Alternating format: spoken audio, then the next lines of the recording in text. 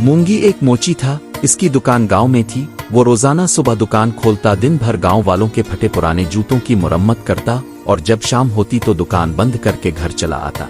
चूंकि वो बहुत गरीब था इसलिए इसकी दुकान निहायत टूटी फूटी हालत में थी।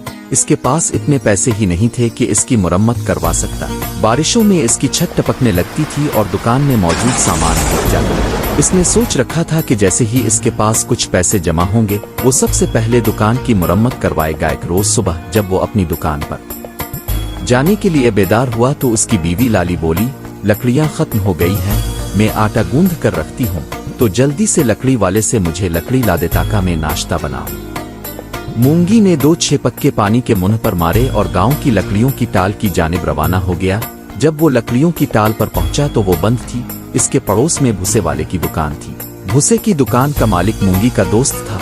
इसने बताया कि टाल वाला कल शहर गया था और आज दोपहर तक वापस आएगा।